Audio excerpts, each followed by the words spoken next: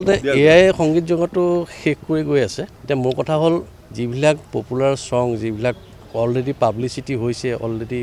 প্ৰতিষ্ঠিত হৈ আছে সেই গীতবিলাক এআই যাতে নকৰে মোৰ অনুৰোধ তেওঁলোকলৈ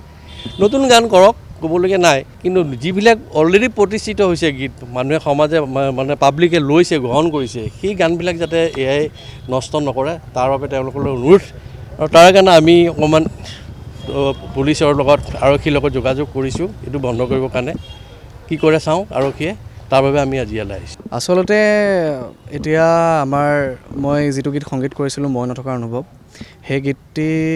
মই আজি ৰাতিপুৱা এটা ভিডিঅ' পাওঁ এআইৰ জৰিয়তে বৰ বিকৃত ধৰণে গীতটি প্ৰস্তুত কৰিছে আৰু মই আগতেও পাইছিলোঁ 2-3টি ভিডিঅ' মই গুৰুত্ব ইমান দিয়া নাছিলোঁ কিন্তু আজিৰ গীতটোৱে মোক মানে বেছি অকণমান মনটো বেয়া লগালে। গীতটি আপোনালোকক দিব চাগে ইয়াত বৰ বেয়া ধৰণে প্ৰস্তুত কৰিছে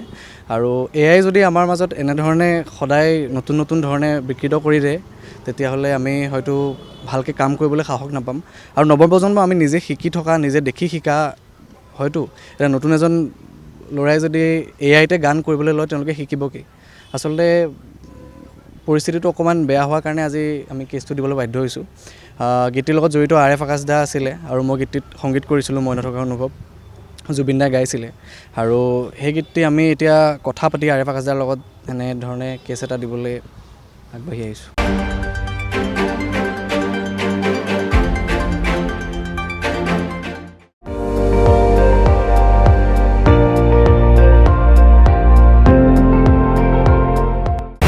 আপুনি চাই আছে ND24 সৰ্বশ্ৰেষ্ঠ নহয় সৰ্বোত্তমৰ দৌৰ।